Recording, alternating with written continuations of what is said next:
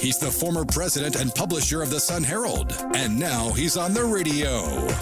Welcome to Coast Vue with Ricky Mathews on SuperTalk Mississippi Gulf Coast 103.1. I hope you're having a great day. Welcome to the Coast Vue, the show that literally celebrates the men and women who are making coastal Mississippi a great place to live, work, and play. Today we're having a Coast Vue session with Brian Sanderson. He's the president and founder of the Three Oak Group. And how I categorize you, Brian, is that you were one of the young leaders of the storm that emerged and did very significant work after Hurricane Katrina. And now here we are many years later, and you've gone on to do some incredible things in your life. We've talked to Joe Cloyd and Ashley Edwards. We're going to talk to your wife, Marie, at some point along the way. And there are a few others that I'm going to talk to because as you saw when you were in that aftermath, there were some incredible young people that were doing some amazing work. So anyway, welcome to the studio. It's a real honor to be here. Thanks for creating this show and giving it. It's a real treasure for all the people on the Gulf Coast, I think. Well, thank you, man. This is a special opportunity. As I've said so many times to my guests, that you run through life, you're working hard. You don't really have the time to look someone in the face and get to know the essence of them. So what I get the chance to do is for 24 hours is study someone. People I've known for years. I worked with these people. But I get a chance to study them and learn some amazing things about them that I just didn't know before. I wanted to have you and your wife together. Marie was working for Haley Barbour when Katrina hit, and she too had an incredible contribution. You actually met her in the aftermath of Hurricane Katrina. But as I finally decided, there's no way I'm going to get the two of y'all in the room at the same time, because here you are in Ocean Springs with three amazing, beautiful kids. You're great parents, but you're both flying all over the United States and trying to get those calendars in sync where you could be here. And I'm sure the way you guys do it, you must hand the baton to each other. Absolutely. And that baton is three kids. Yes. And I don't know how you do it. I follow you, both of you on Facebook, and it seems like you're still here as part of your kid's life, while at the same time I see you're in Washington, and God only knows what state you're going to be in the next time. But y'all figured out a way to make it work, haven't you? Yeah, it's been unintended but a great blessing, not only to have the careers we have, but to be able to do it from here. We figured out a way, and it's really it's all about the community and the support we have with family and that are able to help us along the way. We try our best not to be gone at the same time, and so that's a scheduling exercise, but we make it work. So tell me just a little bit. Tell me about Marie. She's a wonderful person, amazing. We've been married for 11 years now. She grew up in Jackson, and like me, we've had very similar experiences. We both went to Catholic schools, 1st through 12th grade. Both had stints before we met in the political world to some degree, and she's an amazing wife. She's even better mother, and she's a great entrepreneur too. She can see opportunity and takes it and balances with. Yeah, she's a policy genius, I think. She's a genius. Yes, she's got a great mind. She really does. Yeah. And you've gone on to form your group, and you're doing policy work yourself. So you don't. Maybe every now and then you end up on the same airplane, but for the most part, you've got your separate gigs that are going on. And I look forward to sharing that more with people as we go forward in this conversation. But you're a local guy. Yeah. You grew up in Pascagoula. You went to Ole Miss, came back to work for a law firm, and it was the Katrina aftermath. Ultimately, I say gratuitously presented an opportunity for you that literally changed your life, didn't it? That's right. It did. So what was it like to grow up in Pascagoula? It was wonderful. It was, reflecting back on it now, and you can probably assess your childhood better, after you're out of childhood than you could in the midst of it. It was a very happy childhood. Came from a large extended family. My grandfather was one of 14, so I had a ton of cousins and aunts and uncles that literally all still lived in Pascagoula, or at least in Jackson County. Many generations. Yeah, they go. On my grandfather's side, his mother was a Krebs, and can trace her lineage back to the early 1700s, to the old Spanish fort there, and then on his father's side, back to early Mobile in the early 1800s. So it's just, it's fascinating. I love history and learning about family history, and it's just, it makes you really proud of that long lineage that you can see right here. So you mentioned you went to Catholic school, so you graduated from Resurrection, I guess, huh? Yeah, Resurrection in 91. And you went to Ole Miss. I did, yeah. It was, we had a very small class, even for Catholic school size. We had 20 in our graduating class. No one else went to Ole Miss. No one in the high school, I think in 6 years, had gone to Ole Miss, so I knew no one. So you were on your own. I was, and save a few folks from Pascagoula High School that I'd sort of gotten to know our junior and senior year through tennis and other things. But it was great. I knew I always wanted to go to Ole Miss. That was sort of never a question. My grandfather was a huge Ole Miss fan, grew up going to games and just watching him love the university. He never went to college. He had to help work to support his large family when he was in 8th grade. But I went to Ole Miss, joined a fraternity, and just dove headfirst into. But you knew when you left Pascagoula, you knew you wanted to be a lawyer. I think so. Yeah, my grandfather would in the summer, sort of as for fun, we would go to the courthouse in that great big courtroom, the old courtroom that's still there in Jackson County Courthouse, and watch trials. And and he would introduce me to. He knew all the old lawyers there, and that was kind of sport for us, was to watch jury trials. Wow. And we'd go to campaign rallies. He would literally make homemade signs out of plywood, paint it, and then stencil letters that said, "Remember to vote today," and put them in his yard. Back then, you didn't have a sign company that you could order something digitally like you do today. But it was amazing. It was wonderful. He had the foresight to recognize that exposing you to this situation might change your life. I suspect he did. Yeah. For him, it was just something. He worked at International Paper for 30 years, retired in 83. So, he was very much blue collar, and he, I think, enjoyed this just as much as I did as a way to see another side of life. So you land at Ole Miss. You don't know anybody, but you get into a fraternity, and the process of that creates immediate brothers. Oh, sure. Yeah. And you're now acclimated into campus life, and kind of the rest is history. You go to Ole Miss Law School. Yeah, Ole Miss Law School. And how was that? It was great. I can remember sometime in my early senior year, my mother saying, "So what are you going to do after graduation?" I said, "I'm going to go to law school." And she said, "Oh, really? Okay." I thought you knew that, but so I did, and it was very challenging. Certainly wasn't the top of my class, but made good grades. And it was great. I took in high school as well, but certainly college and in law school. And Marie said this recently about our kids, and I kind of reflected on it. I did this growing up, to take every opportunity that's put before you. If it doesn't conflict with other priorities you have in your life, but if an opportunity is presented to you, at least explore it to see and that's sort of what I did in college and law school, and it led to some great leadership opportunities, and and then certainly on and. But law school is my son went to Ole Miss Law School as well. Yeah. And law school is a great place to learn how to think and solve problems. Yeah. I mean, law is. It's part of it for sure. Yeah. In fact, it was interesting watching you. We'll come back to this, but watching you in the governor's commission, you just kind of hit the ground running, and it's so interesting because we were both moving so fast, and you would just grab me as I'm passing and say, "Ricky, I need you to sign something." I was the vice chairman of the effort, so we had formed a separate organization. Yeah. We didn't want any public money going into the group, so we accounted for everything very carefully. We made sure that everything was done extraordinarily legally, and you were our in-house lawyer to make sure that all that was done really well. But you, how long had you been practicing law when you joined it? It's a clerk for a federal judge here on the coast right after law school, and then I joined the Butler Snow Law Firm. I was there for six years when Katrina hit. So you really had some good. You were moving along. Yeah. I didn't realize it was that many years. Yeah.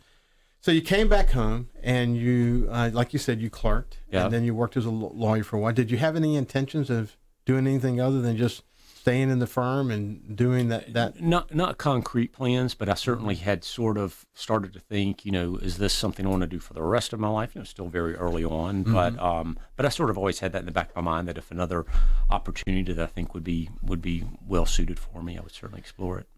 So Katrina hits though. Yeah. You were literally up to your waist in chest in water. Yeah. Tell about that. I was living in Gulfport at the time in the Greenview subdivision, and evacuated it to my grandparents' house. My grandfather had passed away at the time, but my mother and grandmother went to stay with family in Birmingham, outside Birmingham, and so one of my best friends and his wife, we went over to my grandparents' house to ride out the storm, not thinking it would be as bad that far east as it would, more in Gulfport, and stayed up to watch it coming in. And that early that next morning, the waters kept coming and coming up, and my grandparents' house is a solid mile from the beach, and I can remember, at the time, pushing a towel to the front door, thinking that was going to help keep the water out. And it eventually rose to my waist, and thankfully we were there. And you were able to save stuff. That was just kind of the story of my house. And we got water too, but we were just, in fact, this process of saving stuff kind of kept everybody focused. That's right. It was an incredibly scary moment. Yeah. I mean, it was really at that moment for us, because we lived on Back Bay, we didn't know if we were going to make it. Yeah. I mean, literally didn't know if we were going to make it. Yeah. But the process of trying to save stuff actually helped keep us focused. Yeah. We're going to come back after this break, but we have Brian Sanderson here. He's one of what I call the young leaders of the storm. Did amazing things after Hurricane Katrina and went on to have an incredible career. And it's really an inspiring story. So we'll come back and continue the story after this break. Perfect. So you take that. Subscribe for free to the Coast Vue podcast on iTunes, Google Podcasts, Spotify, or wherever you get your podcasts. This is Coast View with Ricky Mathews on SuperTalk Mississippi Gulf Coast 103.1. Welcome back. We have Brian Sanderson here. He has a company that does policy consulting, and we're going to be talking more about that group as we go forward. But where we are in the conversation is he was raised in Pascagoula, went to Ole Miss, then Ole Miss Law School. He went to work for a federal judge for a short period of time and into a law firm. And where we were actually is at the magic moment, or the unfortunate unmagic moment of Hurricane Katrina. You were, that was one of the stories of Pascagoula actually, that so many, even our office in downtown was underwater, that so much of Pascagoula and Moss Point, those areas went underwater. Yeah. And I bet you realized you were just doing the math in your head, looking at the wastewater you were in your your grandmother's house, to say, gosh, if water is this high here, what was going through your head about that? Well, two things. One, before we left the house to kind of, when it had passed, to get out and see the other damage, I remember being in the second floor of my grandparents' house where I'd put a lot of the pictures and stuff to keep them dry. And I remember distinctly to this day, I can vividly remember thinking to myself, life will never be the same from this moment on. And I didn't know how, but I thought, there will be changes. It's just not going to be the same. Let me tell you, Brian. Let me say, can you mind if I interject? Please do.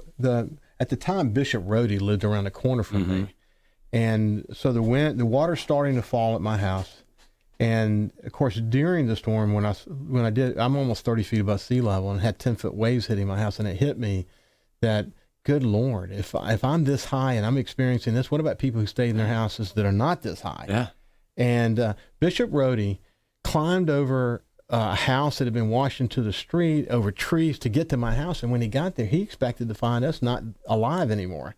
And he found us alive. And he did this prayer in my living room. And he told the story. I mean, he in the prayer, he said he realized that his work going forward and my work as publisher of the Sun Herald going forward was going to be unlike anything we'd ever experienced. And he did this incredibly peaceful prayer. And we took a picture right after this prayer. I never forget it. But you had the feeling that it's not going to be the same. It's kind of like the 9/11 happened. Yeah. You just know life as we know it will never be the same again. That's right. So continue the story. And so after that, my buddy and his wife, they had both grown up near or on the beach in Pascagoula. So we went down to see their family homes.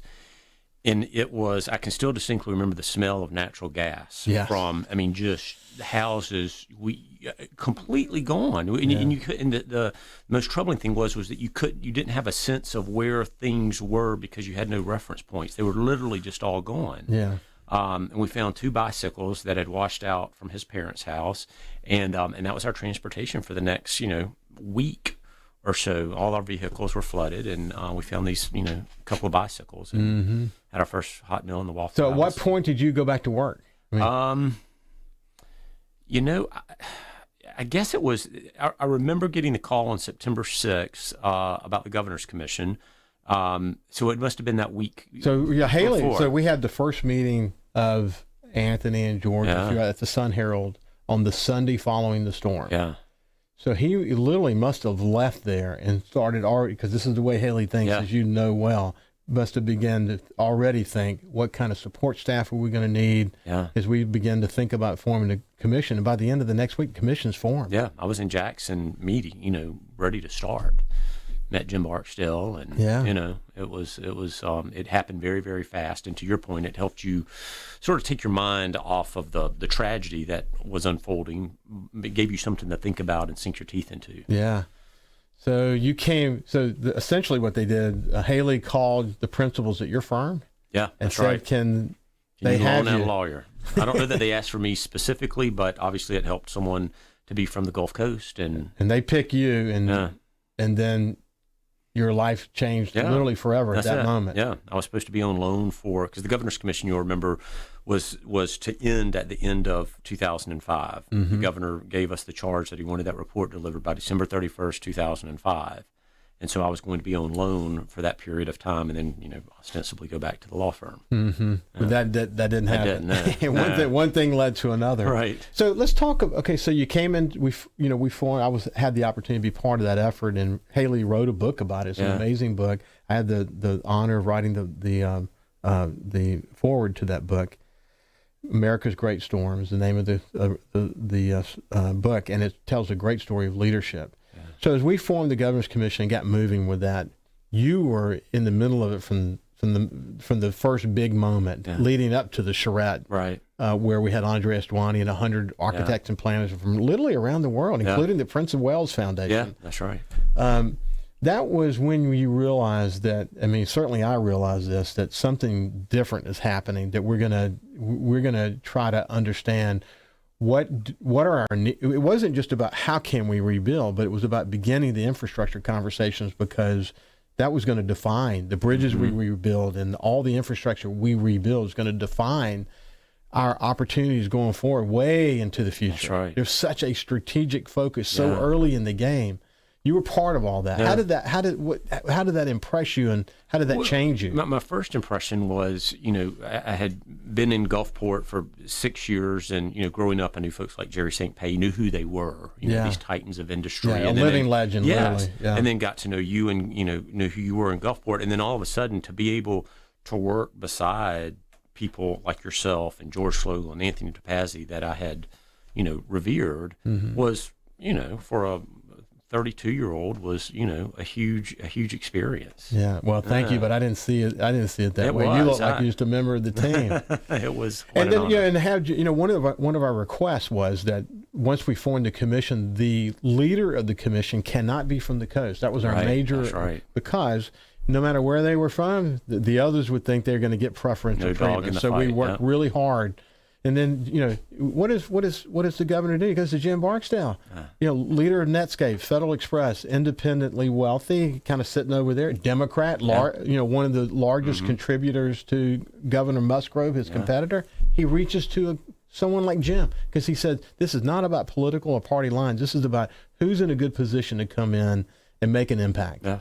And we reached out to Jim, and you worked close. What was that like, working so closely? It was great. Jim? I mean, I had never met him, but obviously knew that he was, was living in Mississippi. And this, I remember in Leadership Gulf Coast 3 years before, our team had sort of written this thing about famous Mississippians that we should be taught in high schools. And Jim Barksdale was in there, as this Mississippian that had gone off to do great things. But just have the, to get to know him and watch his leadership style, very understated, very quiet, but dogged. It was an incredible experience. I remember we went to the tent meeting when we had all the leaders there. Yeah. Jim did such a great job. Of course, the thing was video. It was right over here at the outlet malls, wasn't it? Yeah, it was at the outlet mall. Yeah. So I get there. Henry Barber walks up to me and says, "Okay, Ricky." I wasn't planning to say anything because it was kind of all kind of done. Yeah.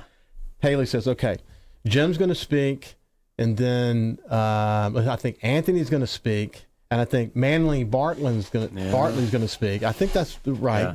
And then Haley wants you to say what they forget to say, and then turn it over to me and the President of the United States. That was the request I get as I walk in the door, just this tent full of people. Yeah. Was that not an amazing moment, it was though, man? unbelievable. Yes, I can still, yes. I remember after that meeting, after the formal part of the meeting, President Bush comes directly to me and he puts his arm around me. And people wanted to say hello to him because we had a lot of, you remember we had public sector and private sector leaders in the room. But it was like this halo, I had these pictures, like this halo around us because he's wanting to talk specifically to me. And what he says to me is this: I heard what you said. This community needs you. And I want to help you in any way that I can. And I wish you well, and let me know if there's, I mean, this is the things he's saying to me at this moment. Of course, as you know, we get to spend time with him many times after that. Yeah. And he remembered my name. Yeah. I mean, I was really impressed by that. Yeah. Very down to earth guy, you, as you know from working with him. But he and Haley made an amazing team, didn't they? Yeah. Good day. I can't imagine what our recovery would have been like had not those two been in the offices they were in. Boy, there's so much to say about Haley Barber during those days. But what sticks out to you the most? Just his ability to communicate directly to an individual and to really speak to them. We've talked about his gift of remembering a name, which is the sweetest word that a person likes to hear, and he has that.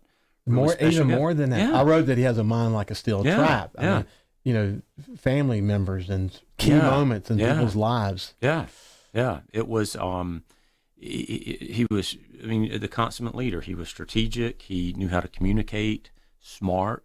Could remember numbers just as well. Marie worked on the tax commission and did the budget in his office, and just his ability to remember details was uncanny.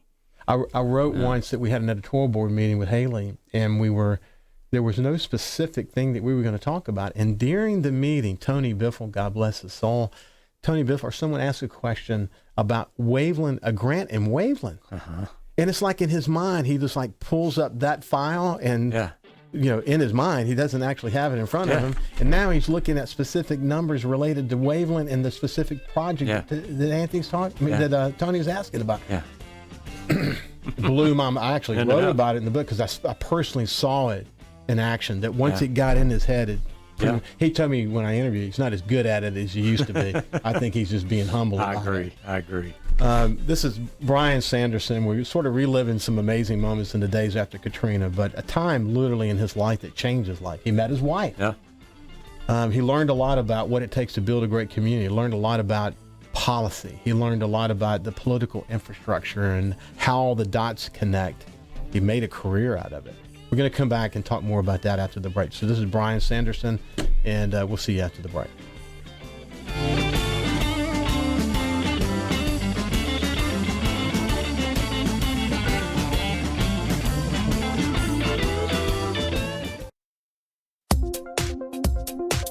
He's the former president and publisher of the Sun Herald, and now he's on the radio.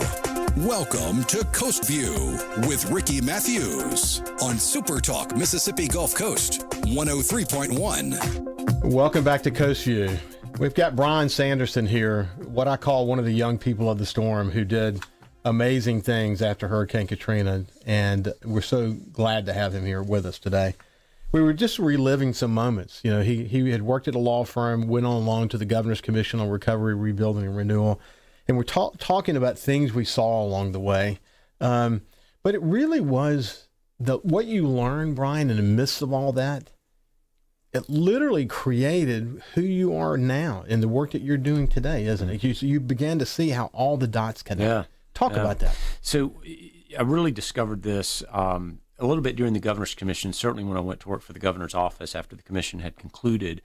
I had this, before then, this sort of ignorant idea that in government there was always someone somewhere that kind of had a pulse on everything, knew all the moving pieces and what needed to be done, but that there was one person who knew all of that.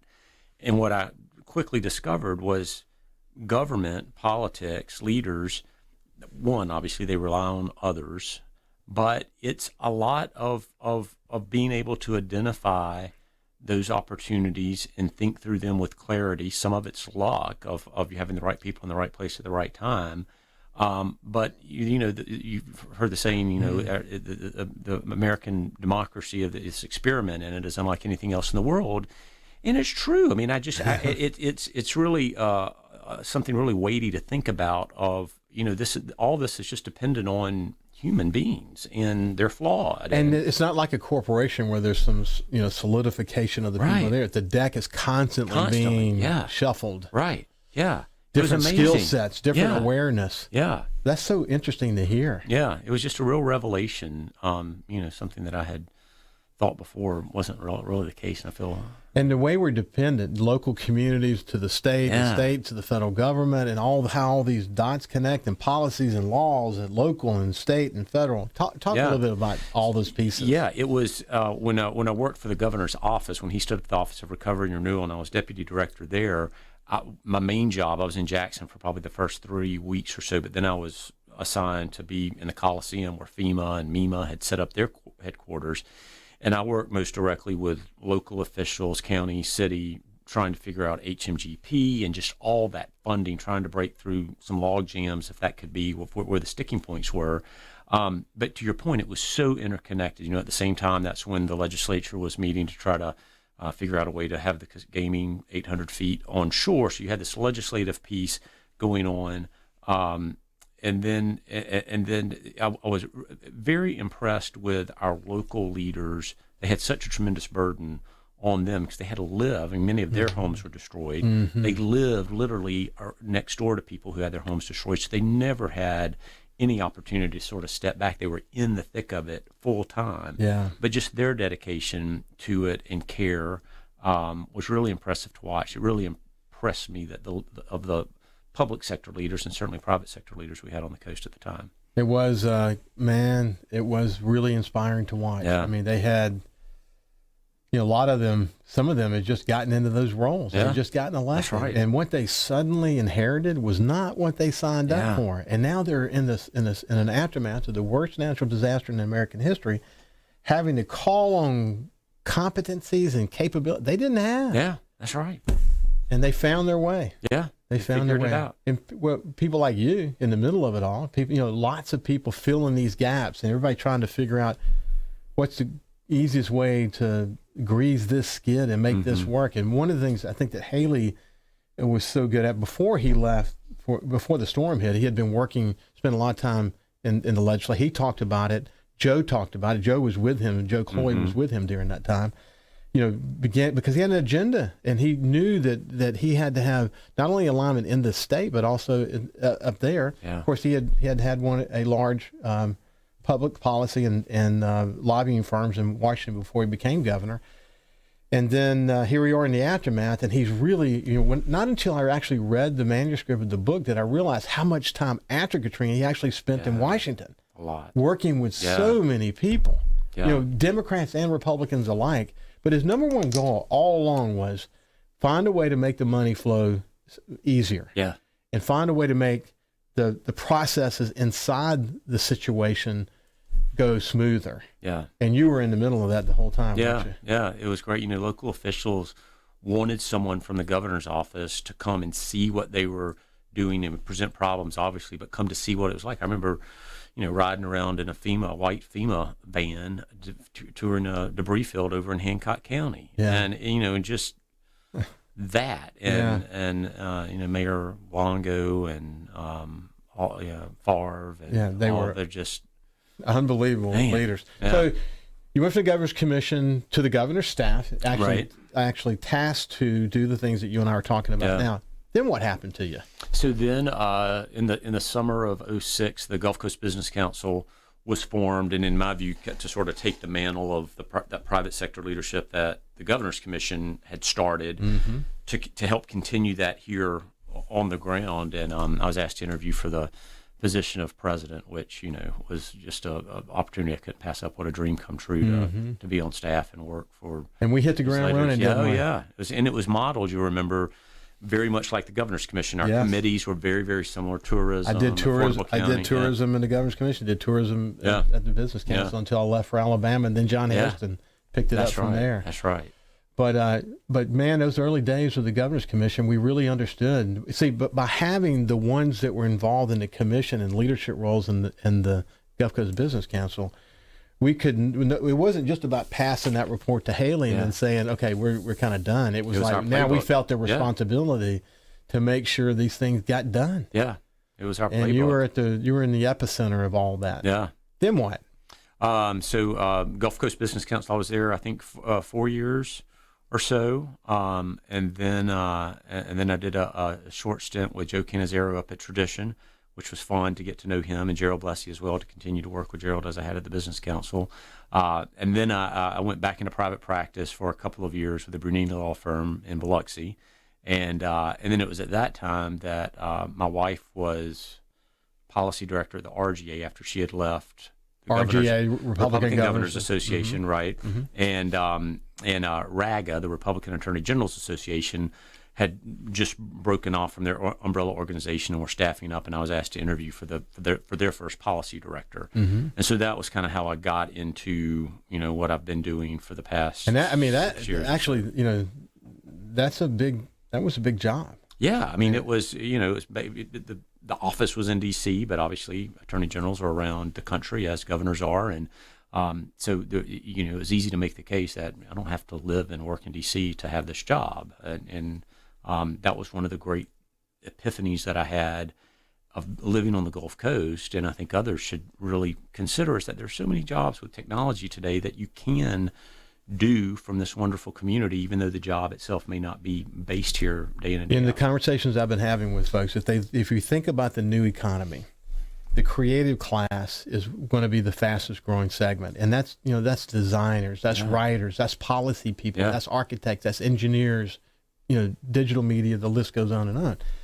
But there are two things about those jobs. One is that the people who have those jobs want to live, work, and play in a very similar area. Mm-hmm. For example, they want mixed use. They want to be able to live downtown. To be able to walk to work. Yeah. That's why what Biloxi's doing downtown, what Gulfport's going to do downtown, and huge opportunities in Gulfport for mixed use and really first class development to really bring the creative class in. The other thing is that they can literally work in DC or California or wherever and live in Ocean Springs. Sure. Yeah. Technology's enabled people to, and that's a whole nother segment. And you and Maria are living examples of that. Yeah, there was a point, probably 4 years ago, where we thought, if we're gonna make this work, it makes more sense for us to live in DC. And then we started having children, and we're in DC, and we're able to see more up close what our friends that live in DC, their lifestyle, and hearing sort of their. The grass was not always greener on the other side, what you may think of living in D.C. There's not this same sense of community and character and culture that we have here.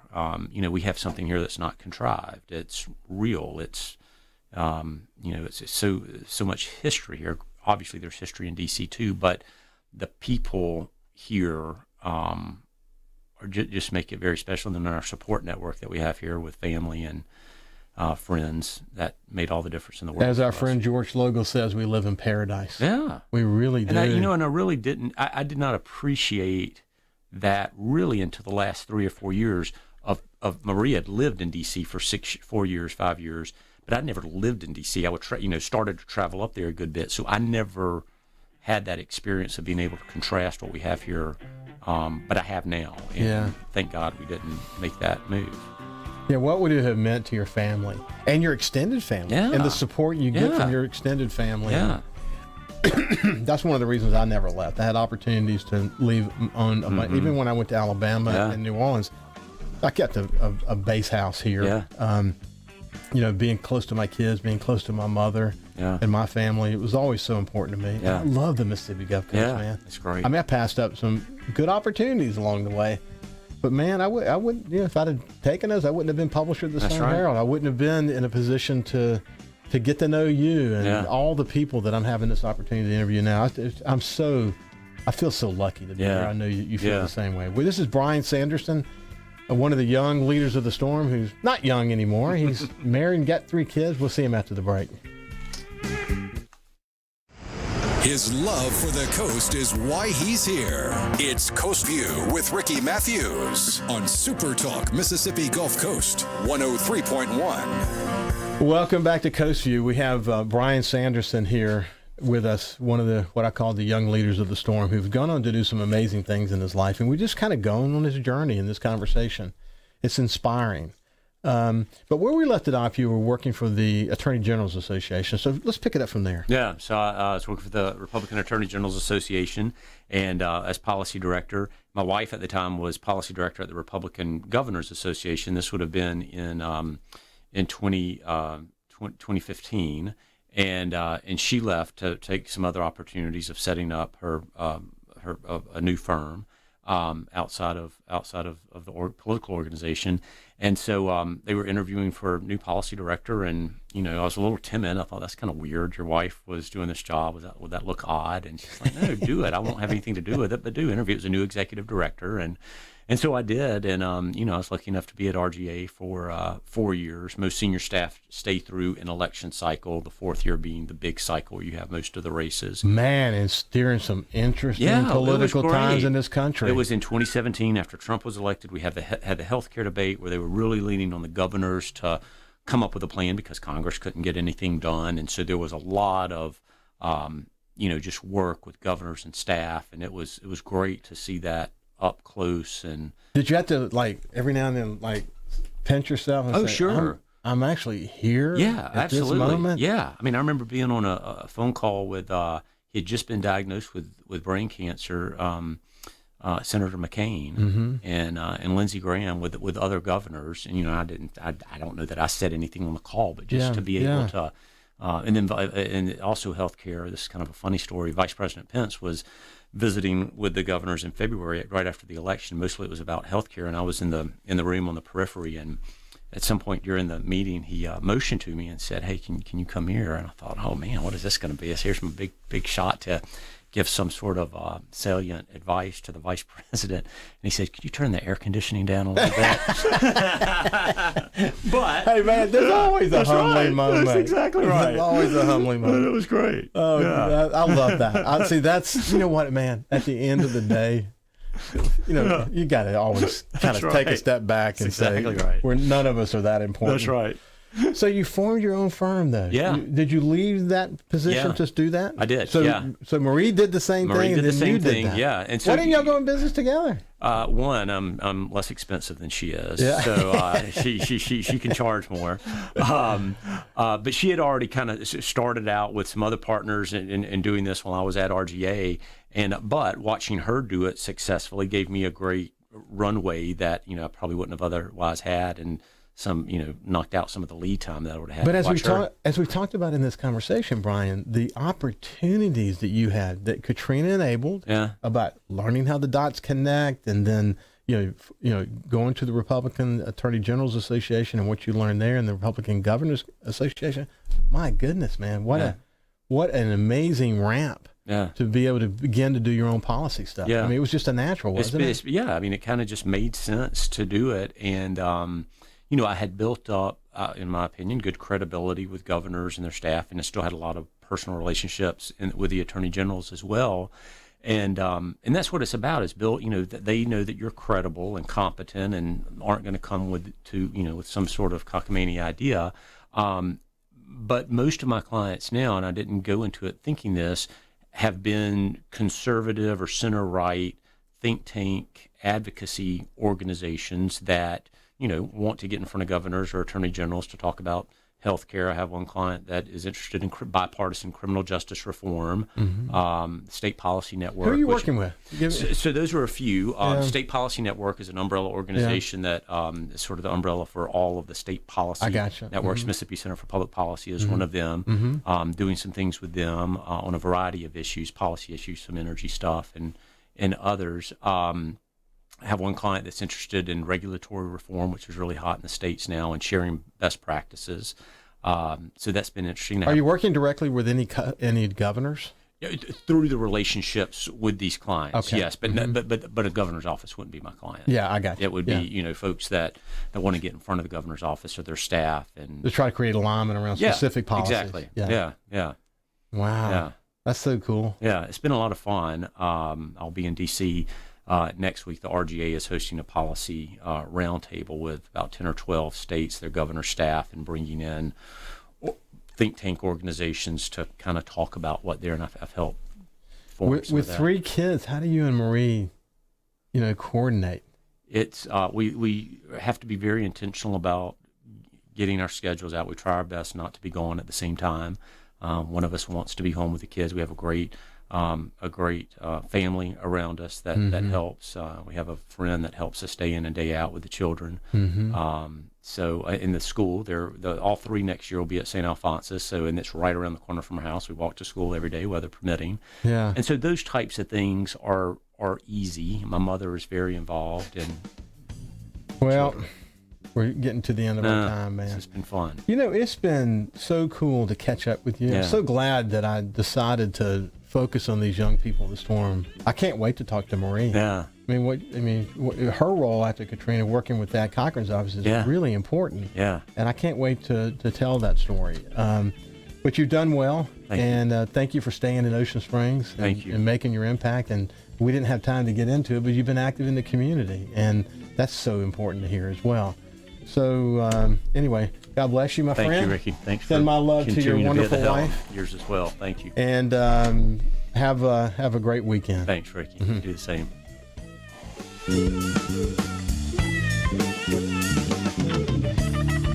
You can also listen live to SuperTalk Mississippi Gulf Coast 103.1 on your Amazon Alexa devices. Once you've enabled the skill, just say, Alexa, open SuperTalk Mississippi Gulf Coast.